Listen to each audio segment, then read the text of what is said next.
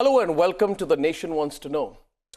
Every week we speak to an individual with a different experience, sometimes topical, sometimes broad, sometimes sweeping, and often controversial. My guest on this episode of The Nation Wants to Know is retired Lieutenant General Dipendra Singh Hooda. General Hooda was the Northern Army commander when India carried out the surgical strikes on Pakistan. On the intervening night of 28th and 29th of September 2016, when the surgical strikes were being carried out on Pakistan, he was not just in operational control, he had a ringside view, he carried it out, and as the myth goes, such is the integrity of his officer that he was carrying his resignation letter in his pocket when the operation was going on. Such was his dedication to the task. Now, this episode of The Nation Wants to Know will be very interesting for all of us, including for me, including for all of you viewers, because many of us have wanted to know what happened on the magnificent night when we gave Pakistan more than just a bloody nose. General Hooda, it's a privilege to talk to you, sir. Thank you so much. Thank you so much for joining me on this episode of The Nation Wants to Know. And truly, the nation wants to know everything about how the surgical strikes happened, what went into the planning, what happened on the day, and what happened after. And I'm absolutely delighted that on the eve of the first anniversary of the surgical strikes, you are choosing to speak to us. Thank you. It is an honor for all of us here on Republic TV, sir. Truly. Shall we begin, sir? Yeah, please.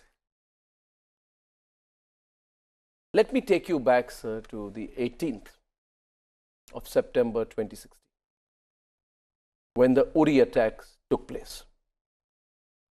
Where were you on that day? What was going through your mind? When did you get to know about it? And how did it affect you and all the troops under you, the hundreds of thousands of troops under you? Arnab, 18th I was at Udhampur. And early morning, the information started flowing in that Uri garrison has been attacked. And then slowly the number of casualties started mounting. So started with 4 to 5. A little later we got to know there are more. By the afternoon, 18 soldiers were dead. I think if I look back, at my career, it's probably one of the worst days, losing so many men, at one go. And then the chief came and both of us flew to Uri. We saw the damage at the garrison. And I think we were quite clear at that time that, we need to go ahead and do something. And we need to do something larger than, normal small little operational activities. So I think it had crystallized by then. Actually, it had been building up. Arnab, it wasn't that one thing. Although it was, as they say, the straw that broke the camel's back. But through 2015, 2016, we had been seeing increasing park-based terrorist activity. 2016 started with the attack on Pathankot. We were seeing increasing infiltration. We were seeing increasing, firing activities, ceasefire violations. Then, of course, in July, after Burhan Wani's killing, we had this huge protest that erupted. And there also we saw very, very clearly, Pakistan hand in inciting this. So it was a run-up. And then I think Uri was the last straw. And then we decided that we just need to go ahead and do something more. And what was terrible about Uri was that the soldiers were not allowed to die fighting. They were all locked up there and they had been burnt. Yeah, see, they were intense. There were questions raised about whether this was a security lapse. It was a difficult time. It was difficult. It was the time when a new unit was inducting. So they were all at Uri garrison and they were about to go into their operational areas. So when units come in, they normally stay for 3-4 days in tents. And that's the time when tents caught fire. A lot of people were, killed as they were sleeping. They were burnt. It was a horrible sight. I won't say it was nice. I also won't say that there were absolutely no lapses. There were. What were the lapses? Whenever somebody can come in, 3-4 people can come in. It's a well protected garrison. Was there an information leak? No, I don't think there was any information leak. I think there were two things. One, of course, they managed to sneak into the garrison undetected, which normally shouldn't have happened. After all, it's a headquarters. It was a brigade headquarters. It wasn't a small, post or something. So it was a brigade headquarters. It should have been much better guarded and defended as it was. And I think they got lucky with, suddenly this whole crowd of people, sleeping in tents very close to from where they had cut the fence and gone inside. So, what did you do to keep the morale of the forces high, even after Uri? As a journalist, General Hooda, what was horrifying about Uri was that it was not ending. There were different bits of information coming, both from the army as well as from the government, and every 2 hours we were hoping it would end. But if you remember, it was going on for a prolonged period of time. Maybe the combing operation. That's right. Was it because of the combing operation taking a long time? Yes, 3 people had sneaked inside, 2 were killed at one place, 1 had managed to run and go to another place. As I said, the tents had caught fire. So once the fires were put out, then, you had to search that area, see how many casualties. You didn't want to give out any sort of premature information. So that is why, it took a little while for complete information. Did you speak to the troops? This was the Bihar regiment? Yes, it was the Bihar regiment. Did you speak to the troops? Yes, we spoke to the troops. Can you tell us a bit about it? No, we just told them, things happen and we just need to get, the best way to restore morale is, to show some action. Merely by telling them, everything is okay, don't worry about it. I don't think, that really, because people are questioning, what are you doing? Even after that, a lot of questions were raised at my headquarters to say, what have you people been doing? How is it that people can come in, sneak in, attack your garrisons? What is your level of preparedness? What are you going to do now? How are you going to respond to this? Those were difficult questions to answer. And I'm not saying that they were not justified. Were the troops angry, upset? They were. Troops were extremely angry, troops were extremely upset, and we had to do something. And so the surgical strikes that went in, yes, a strong message was to be sent to Pakistan, but I think an equally strong message to our own soldiers, that your lives will not go unavenged. It's not that you sacrifice your lives and that the army is not going to do anything about it. So, were you under pressure? Were you under pressure? Of course. And once the planning starts, we were also we were clear that the government is going to say what they have done. That was clear even. Wait. Just wait. Let's go back. Okay. Let's go back. I'll bring you to the point. What happened after that? When did you get a message? How did the thought of the surgical strikes come into operation? Because you spoke about retaliation, and obviously you are talking here about the need for greater retaliation from what you said. Where did the idea come of crossing the border, of surgical strikes? How did that happen? Arnab, actually the idea goes back to 2015. Once the Myanmar operation had taken place, I think it was July 2015. That's right. And we in our headquarters sat down and, we thought to ourselves, what if we have to do something like this tomorrow? Can we just turn around and say, no, we can't do it because the border is so heavily guarded. And it is a very heavily guarded border. But we knew in case we are tasked, we just have to do it. And therefore, detailed preparations, training, has to be carried out. And so the planning started, not only in my headquarters, to be honest, also in the Army headquarters, the Military Operations Directorate. said, let's start preparing for this. And so plans started getting made. Various targets, were chosen. That winters of 2015-16, we pulled out all the special forces battalions. They are deployed in Jammu Kashmir doing counter-terrorist operations. In winters, typically activity is low. And so we did pull out both the special forces battalions, concentrated them at Udhampur, and said, please train for, a cross-border task. So as I said, it wasn't as if Uri happened and, within 10 days, you are ready to go and launch an attack.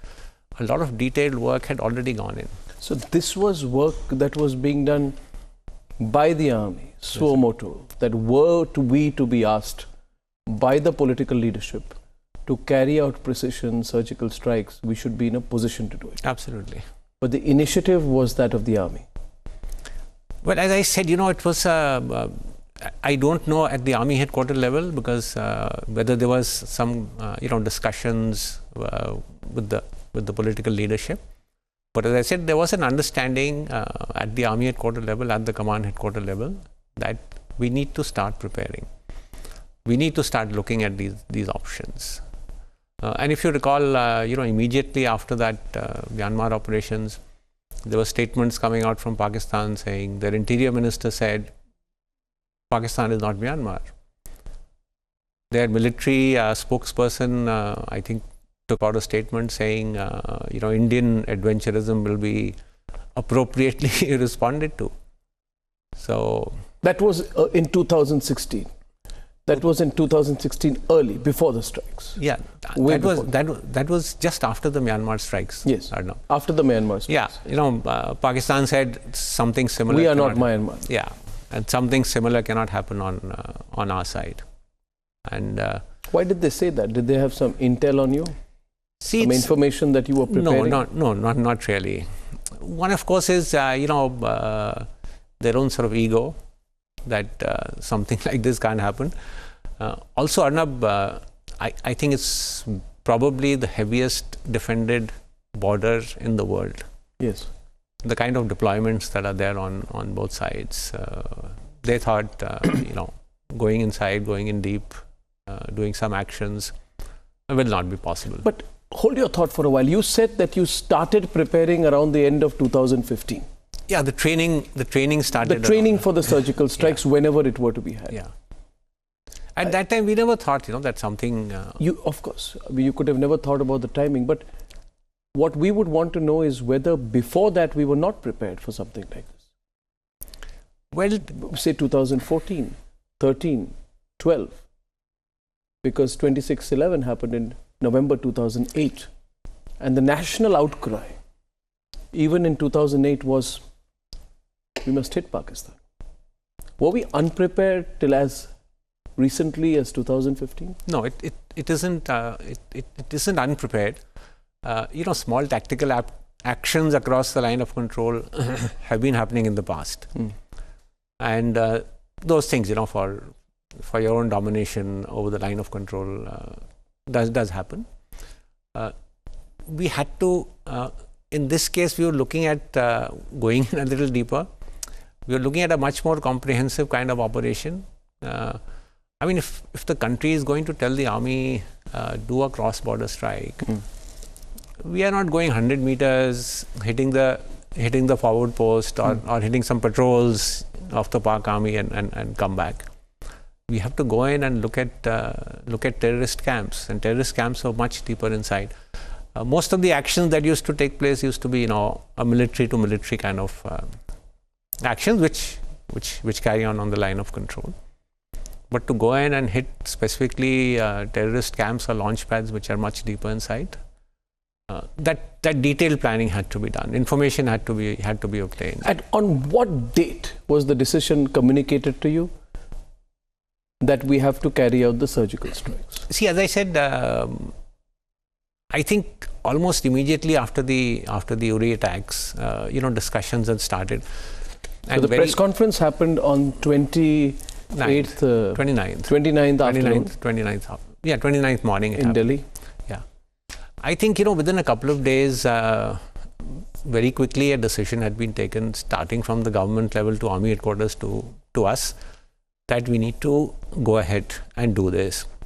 And thereafter, the next 3-4 days was spent in, finalizing the target. So we had a broad list of targets. What were you told? We were told we have to go in, the strikes have to be at multiple locations, and we have to hit the terror launch pads.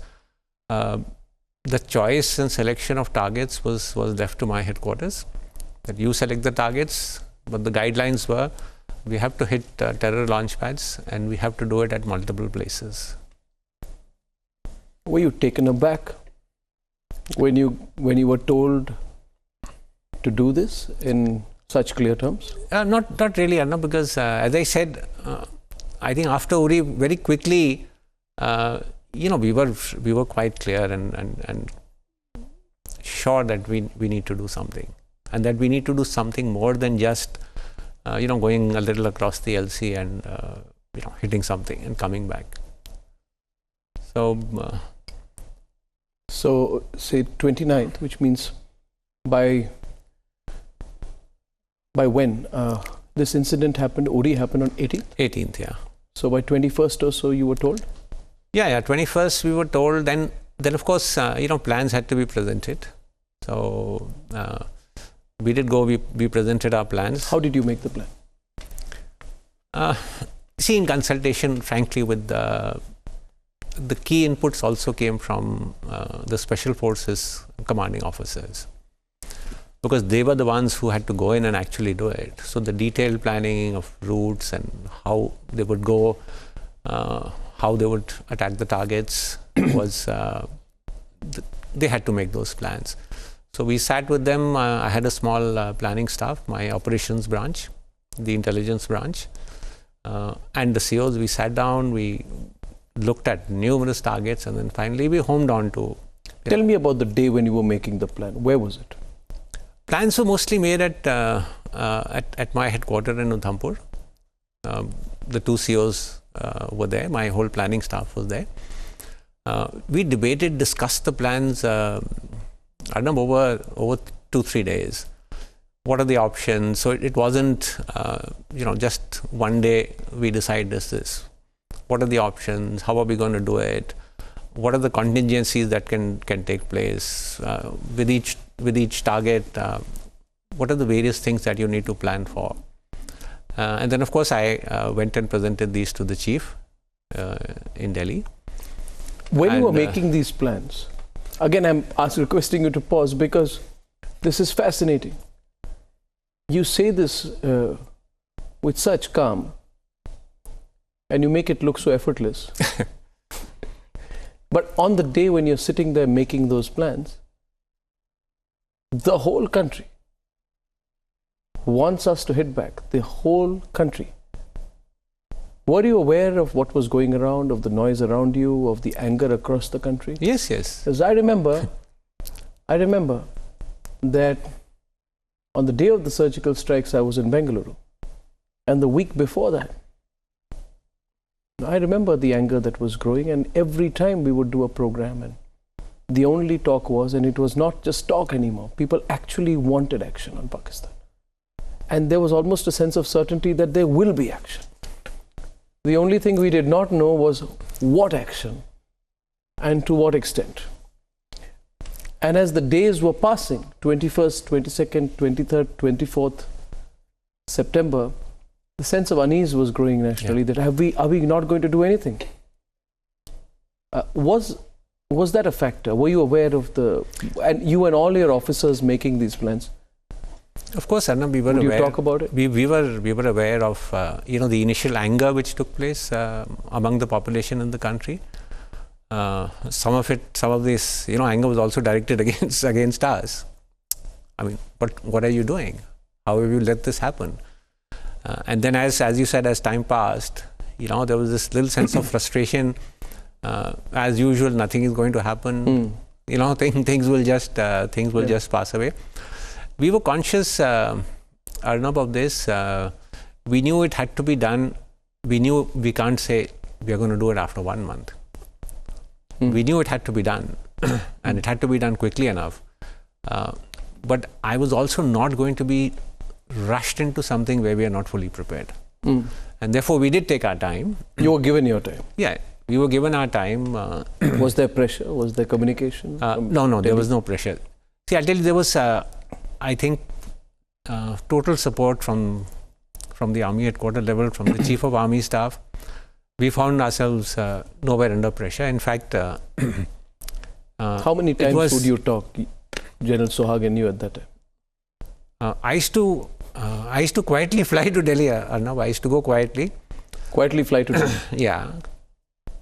Present the plans to him in the Military Operations Directorate, and then quietly fly back, to Udhampur. Every day? Not every day, but I think I did go there in this period of 70 days. I think I went 3 times at least to present the plans. You presented to him? Yes.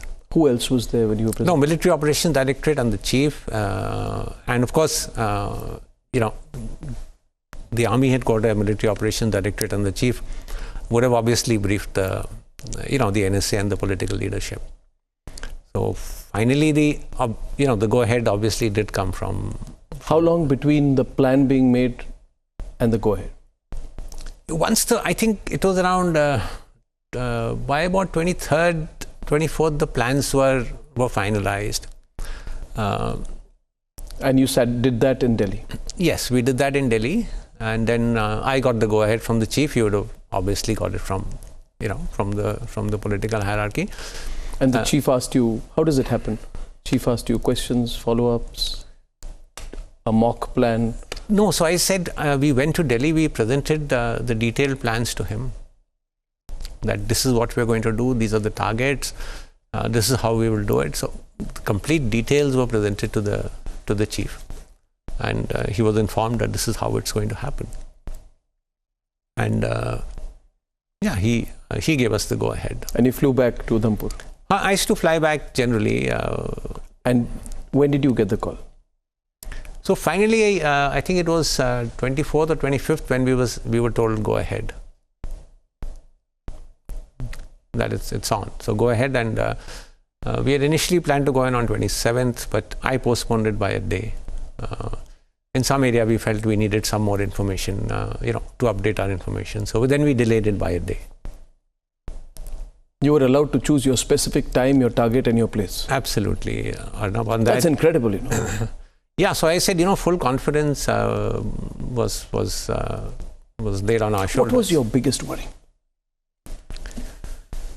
The biggest worry, Arnab, 2 things, One is we at headquarters, the planning staff, myself, we were not going across. It was these special forces guys and others who were to go across. Our biggest worry was, have we given them everything they need? The information, the intelligence, the equipment that they needed, the communications. Secondly, have we thought through all the contingencies, what could happen, and planned for those contingencies? Have we planned the exfiltration, back, because that's the most crucial part once you hit the targets. Have we planned that well enough? What happens if something goes wrong? What are the contingencies and planning? So the big worry was, I hope we haven't left something crucial out, which could then surprise us, and then we say we haven't actually planned for it. The second big concern, of course, was that everyone should come back safely. Nobody was to be left behind. I mean, that was absolutely clear. Not one man is going to be left behind. So that would be the actual measure of our success. Not whether you've killed 100 or 50 or 70 or 75 terrorists, but whether every man who's gone across comes back. How many went? I can't give you numbers, Arnab, but... Sorry. At the point when you want to tell me to stop being an inquisitive journalist, please do. I can't tell you. See, I can't tell you the number of... I can't tell you the number of targets also, but there were multiple targets. They were on both sides of Pir Panjal. So we South and North. Yes, we had targets in Jammu region. We had targets in the Kashmir region. And at both places, there were multiple targets. And all of them went out at the same time? All of them went out almost at the same time, depending on how much, you see, each target was not exactly the same distance. So people had to move different distances to get to the target. So some started a little early, some started a little late, depending on, how much time they would need, when they would hit and when they would come back.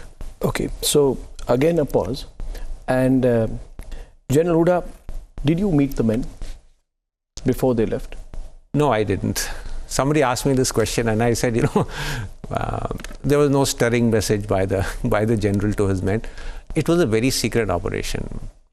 We just didn't want, even my headquarters, 95% people didn't know.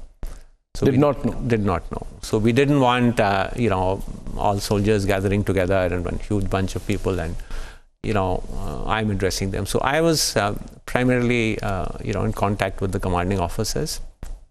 We had a few meetings with the team leaders, the officers who had to go. We were confident, we were prepared. Once you had meetings with the officers who were going to go. Yeah. Not with all the men, but with some of the officers. Yeah. And because what was their sentiment before going, and what was the sentiment on the eve of the? I think they were very confident. Honestly, otherwise, it would have put doubts in my mind also. But supremely confident, the commanding officers, the other officers whom I met, they said, "Sir, we'll just do it. Absolutely no issue. We'll go ahead. We'll do it. We are trained. We've scoped out the targets. We've done our recce's. We've got all the intelligence. We'll go and do it." It was a wonderful feeling interacting with these guys. Supremely confident.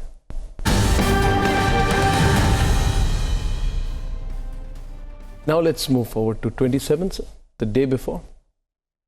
You decided now that it would happen on 28th. And what were you doing in the 24 hours before the surgical strike? Nothing. You see, people had moved out.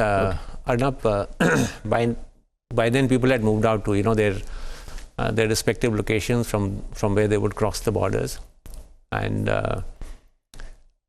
little was in my hands at that time, Arnab. So you could think about it. You could be a little concerned as to hope everything goes on well. But now it was up to the soldiers. It was up to the officers who would go across. We were confident. We had given them everything that they needed. We were confident that we had thought through things. Yes, a little nagging doubt is always there in your mind, but otherwise there was little you could actually do. So it was pointless putting too much of your thoughts to it. Is it true that during the attack, on the day of the surgical strike, you were getting a live feed of the strikes as they were happening? And then not just you, but I think the army chief and the others, I'm not sure if the Prime Minister too, was getting a minute-to-minute update and account as the attacks were happening. And there are various, we've heard that there were monitors put up with the feed coming in of the attacks. So as each attack happened, as each target was eliminated, you were getting the information live. Yes, we were. Can you tell us? So in the operations room, we have an operations room at Udhampur, and that's where the feed of the attacks as they were going in was coming in. So we multiple cameras. Yeah, there were multiple cameras. Each target we had. Who was with you in the room? Put some sort. My chief of staff, my major general who was heading the operations and Ind branch, and 4-5 officers who were there in the planning process. So we spent the whole night seeing what is happening, how the strikes are going in. Obviously, there is not absolute clarity, about each and every black spot you see running around, whether it's a terrorist or whether it's a soldier. But broadly, you could make out, from the way the strikes were going in, from the way the targets were getting hit, that broadly things are going as planned. and started because the first strikes was around midnight, and the last went in around 5:30. 5.5 hours Yeah. between the first and the last strike. Yeah. We were hammering the Pakistanis for 5.5 hours.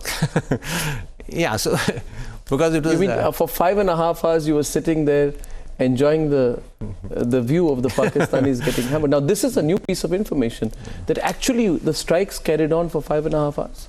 Yeah, I'm saying the timing between the first and the last going in. But what were the Pakistanis doing? Were they too shell shocked? I mean, that's a long time. I would think that it's time for them to be able to react. Yeah, so that was also one of our concerns, that after the first strike goes in and there is a fair amount of time before the last one goes in, that surprise would be lost, and you will possibly see greater Pakistani reaction on the subsequent targets. I think, Arnab, they were totally surprised. They were totally shocked. We saw no change. Tell us what you saw. Tell us what you saw, which, by the way, till this point, India has not seen. The pictures and visuals of the surgical strikes, I personally believe some of it should come out now. I'd love to see the Pakistani response to it. But tell us what you saw. No, so we saw the first strike. The first strike went in, so you could make out, the various targets that. By the way, how were you getting this footage? We were getting it through various electronic means. I don't want to talk about it. So. But I must say we are fairly advanced. Yeah, we have fairly good surveillance technology. So we were getting this feed.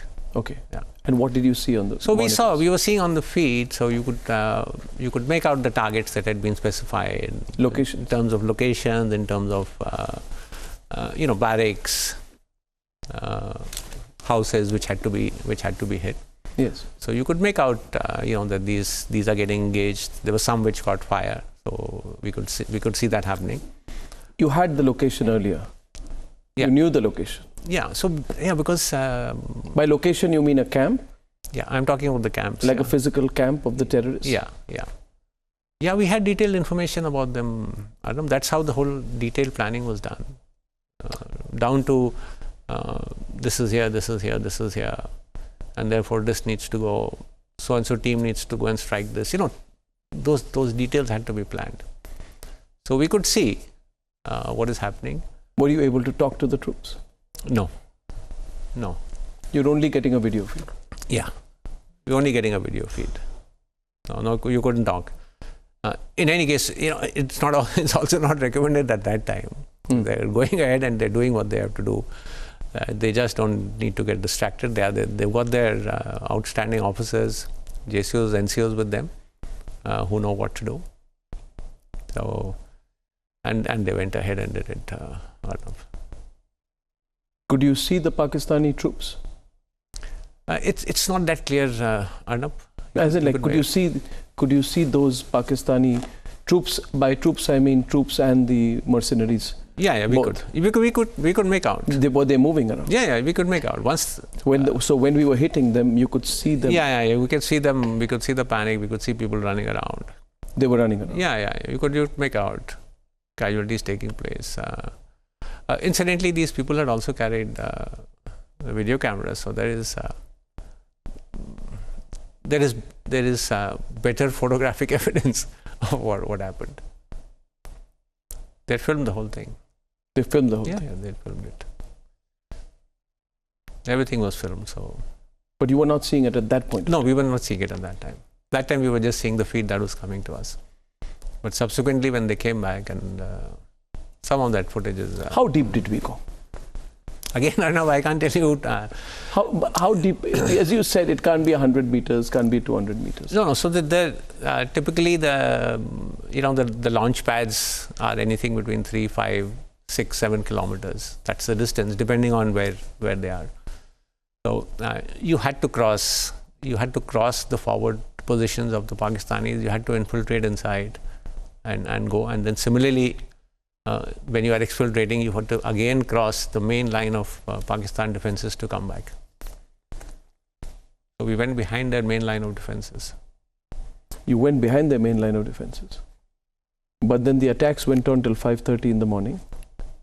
But some would have come back. What Yes. happened to their line of defenses? Obviously, did you at that point of time also get the chance to monitor any of the messages going on the Pakistani side, how they were reacting? Did we have information on that? Yeah, so we were at that night, Arnab, we didn't hear too much chatter. You didn't. You didn't, which was heartening for us, because if there is too much chatter, and suddenly that means everybody is sort of alert and aware of what is going on. So when there was almost total silence on the Pakistani side, we knew that somehow the message of the first strike has actually not gone across to everybody. Which means presumably everybody has been killed. No, so when I'm saying chatter, you see, you are hearing intercepts across the front. Now, suddenly, if you start getting too many intercepts, the Pakistani soldiers have been warned off. Some messages come from the headquarters that something has happened at the first place we struck. But as I said, there was almost silence, which was good for us, because we knew that the message has not gone across. The Pakistan army has actually not been able to, gauge the level of what is going on and warn off other people and say, be ready for this. They were quite shocked, I think. Then they're utterly incompetent. Well, I would say, I think it was a huge surprise to them. They didn't expect it. After Uri, they didn't expect it? Maybe it hadn't been attempted in the past at this scale, Arnab, so there was an element of surprise. The planning was very secretive. As I said, even in my headquarters, people were not aware. So when they saw the news the next morning, everyone was surprised. They said, what is this that has happened? How many Pakistani troops did we kill? Pakistani soldiers? I don't have any numbers, Arnab, for it. To be frank, as I said, nobody was waiting to count. There were terrorist camps, mostly which were hit. Some of them were in the vicinity of Pakistani posts also.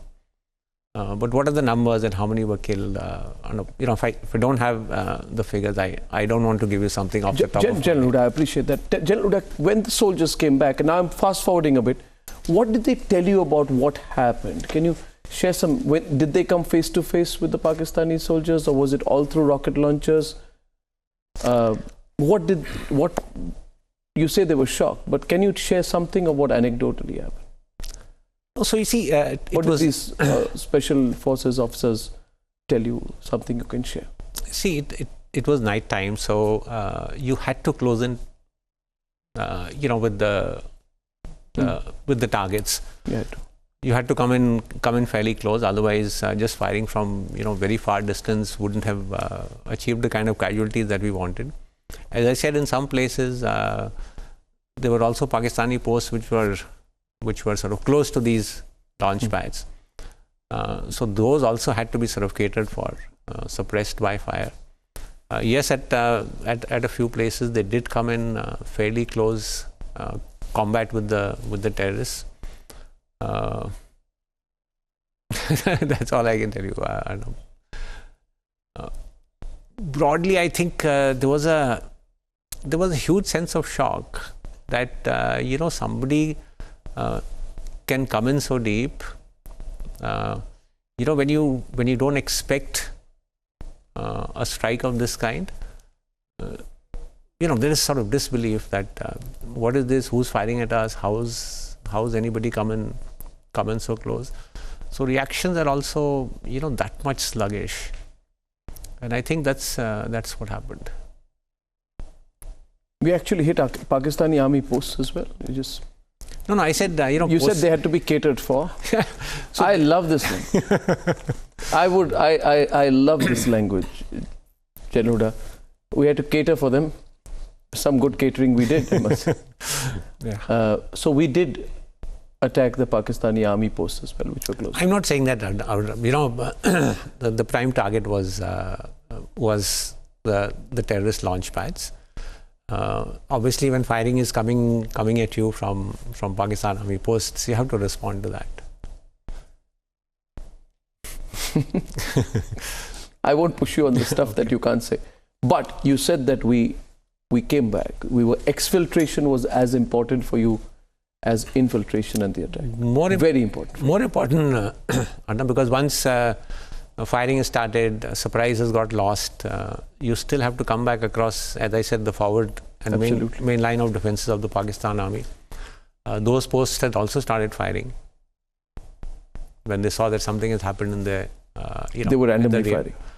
Yeah, it was How difficult was it for our forces to come back? Because their defenses would have been alerted by the time. Yeah, so the defenses were alerted, but the routes were, Arnab, were very well chosen by these special forces officers. It's also very difficult to know, in this mountainous terrain, which exact sort of stream, nala, valley is going to be taken. The routes for infiltration and exfiltration were different. So, in fact, the last group got in only when it was daylight. But they managed to come back. They were fired upon by Pakistani posts.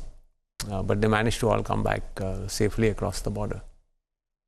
What was the contingency plan? Contingency plan was that in case, some group gets stuck and is not able to come back on its own, then, aerial extrication. We had also planned that, we would physically send in some more people across. You were ready for that? Yeah. You were ready to send more forces across? Yeah, to get our boys back, for sure. So the areas from where these people had gone across, the troops in forward posts had been warned. Contingency planning had been done. We were told that forward Air Force bases were also put on alert at that time. Is that true? I'm not sure, Arnab. I really don't know. I'm not certain. At 5:30, when the last target was attacked, what was your reaction?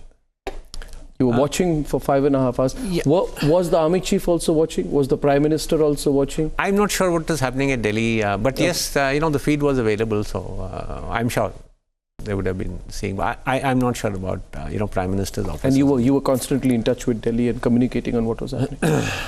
I had, frankly, Arnab, I told them, don't ask me anything in between. I will declare the operation a success after the last soldier is back, and that's when I will tell you that it's done. And as I said, there was very little in my hands or Delhi's hands when soldiers are across, except to plan some contingencies, for helping them in extrication. So I only gave, as they say, the success signal. What were the words back in Delhi when the operation ended? Yeah, they were very happy. They said, extremely well done. I got a call from the Raksha Mantri also, saying it was an operation extremely well done. We were conscious, Arnab, of the fact that next day India would wake up and hear that the Indian Army has done a surgical strike. Amazing. Good or bad. They would have heard the bad also, if something had gone wrong. And so we were conscious of that fact, and once everyone was back, Arnab, and everyone was safe, a huge sense of relief. And when did you tear off that resignation letter? I won't talk about the resignation letter. General Hooda, you've been so restrained. But you had a resignation letter. The fable is that you walked around with resignation letters saying if it goes off badly, you're ready to put in your Arnab, if we are willing to savor the sweet taste of success and say, here, this is how we did it, then I think we should also be ready to take the bitter pill of failure. So that was it. And I think, the responsibility had to be taken for good or for bad. So when was the time the last soldier came in?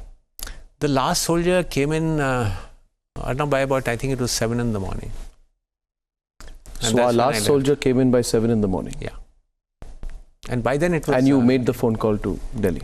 Then I made the phone call to Delhi saying everyone is back. And no injury during the operation? Without a scratch, Arnab. Huh? Without a scratch? Yeah. Unfortunately, we had one mine casualty in our own area. Yeah, when he was... One of the soldiers? Yeah. But everyone came back without a scratch. What is the feeling, sir? Huge sense of relief. I'm saying, at that time, the bigger picture doesn't sort of sink in. That it's just that one of your Did you meet key areas. I met the officers. You met the officers? Yeah. Next day we flew them in to Udhampur. We flew them into Udhampur. We to my house. It's called Taramount, the army commander's house. It has a nice bar, so we sat there and some happy memories, happy moments. Discussed with them what they'd done.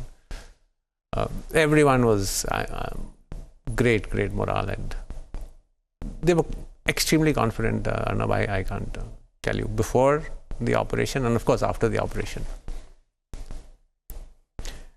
How did the other soldiers feel? Because when we started our conversation, you spoke very honestly. I must appreciate about the anger that had built up after Uri. What was the mood and morale among the forces? I think it was, there was a huge impact.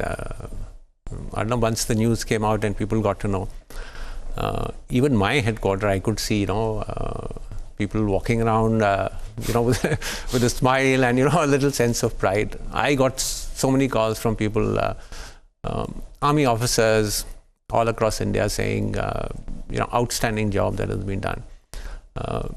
I think it was essential to do this for the morale of the soldiers. General Hooda, such is the dignity of the soldiers, and they never seek anything for themselves, including fame, that we can only request you to tell us about these excellent men. You said you had fantastic NCOs, JCOs, and outstanding officers leading this operation. Everyone watching this program, if they could, would like to shake their hand and take a selfie with them. But, that's not going to happen. So I want you to tell the people watching this interview about these people, a little bit about these people who took on this level of risk for the country's honor, and your interactions with these people, a little bit about them. You don't have to take names, but maybe a little bit about how they narrated, what they felt like when they came back, about what they had done for the motherland. If you can share a little bit on that. See, as I said, it's a very, very capable... And by the way, I'm told many of them volunteered also. Yes. So if you can tell us a little bit about them. It's a very capable group. I think, our special forces are comparable to anybody in the world. Their level of training, their level of motivation, the risks that they take, which comes out of the fact that, our capabilities is so good that we are willing to go that extra mile, take that extra risk. Highly trained, highly skilled. The commanding officers, both of them, outstanding officers. They had spent long years in Kashmir. They had spent long years, looking at the border with Pakistan. Very professional, the kind of plans that they made. But what kind of people are they? Tell us about what they are as people, because you make it look so wonderful. They came back and we went to the bar the next day and we had a drink and we spoke. But what makes for such fantastic? Courageous, bold. As I said, willing to take risks. Putting their lives on the line. I mean, what more can you ask from a guy? And all this actually comes out of self-belief that I am a professionally competent, capable, well-trained soldier. And that's how beliefs get built up. So when you interact with these chaps, it's such a huge pleasure. Meeting, talking to them, seeing their level of confidence, the glow in their eyes. So wonderful, wonderful to meet these guys. But you know, Arnab, in all this, let's not forget the common soldier. Yes, sir. You know, the guy who, you know, day in and day out is there on the post. He's there. Risking his life. Yeah, his contribution is you know, is as much, I will say, to the overall defense of the country. And these guys are also doing an amazing job. You know, a guy goes, a chap in Kargil, so he climbs up in November, he goes up, goes to his post, gets snowed under 30 feet of snow. He will not come down for 6 months. 6 months he will spend on that post, minus 30 degrees. There is no TV, there is no, you know, internet. He's there with his, you know, 10, 15 guys. 6 months he spends, you know, how they keep themselves going and motivated. And then in May they come down. So these are unsung soldiers, you know, but they're also doing an outstanding job. Sir, at the very end, I want to say it's a real honor to speak to you today. And I think everyone needs to listen to this conversation. And I would listen to this many times over. But you were commissioned into the Indian Army in 1976. 1976, 2016. Yeah. 30 years. 40 years. 40 years. 40 years in the Army. Looking back at that, from the time you were commissioned to leading the surgical strikes on Pakistan, what has this been your finest moment? And how do you look back on your own career and tenure, sir, in the Army? See, the career has been wonderful. You know, wonderful bunch of men and women that you happen to serve with. As I said, it's a hugely motivated crowd. The Army is such a wonderful family. Would I take surgical strikes as one of the highs? I would, Arnab. And for one critical reason also, apart from the fact that it succeeded, you know, I was 2 months away from retirement. And then if it hadn't succeeded as it did, how would I look at myself, you know, at my career, when at the fag end, you know, something terrible happens. So in that sense, I would look at, you know, this as one of the high points. It enabled me to retire at a high, Arnab. So that was a good thing. God forbid, should they provoke us again and we have to do another surgical strike, have we beaten them badly enough, or can we hurt them more? We can hurt them more, Arnab. Without doubt. You see, there